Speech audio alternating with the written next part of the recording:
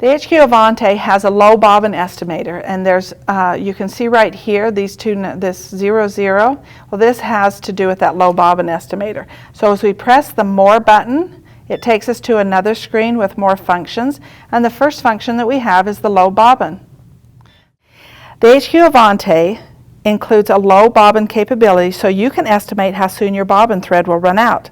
This low bobbin capacity is based on an estimate of how much of a particular thread can fit on a bobbin, in combination with other quilting factors such as tension, stitches per inch, and how much bobbin thread you pull out when beginning and ending your quilting.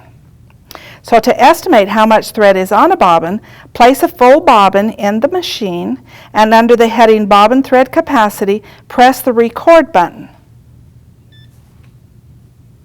Then quilt as usual.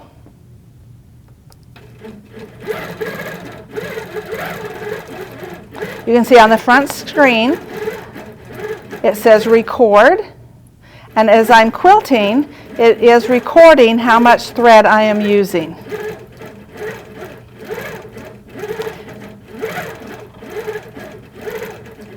So I'm going to go ahead and stop the machine, and we'll go back.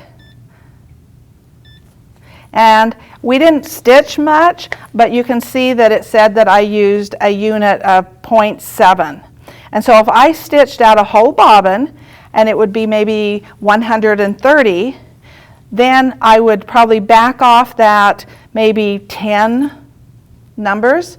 So that would accommodate for maybe a change in tension, or pulling up your bobbin thread, or pulling up your top thread, you know, and clipping those off. So that would accommodate for that. Cut that back, so it would be 120, and then you could record that. So then we go ahead and we press a Record button, and there's 3 different buttons that you can record your new thread capacity.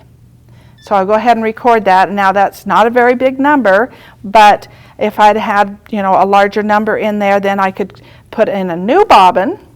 And then once I put in that new bobbin, I use this one here and new bobbin, and then I go ahead and stitch out that whole bobbin, and it will alarm me with an alarm that I need to press right here when I'm getting low, or when that capacity runs out. So then I can put in a new bobbin, and each time I put in a new bobbin, I need to come back here and press new bobbin so that the machine knows that I've added a new bobbin to the hook.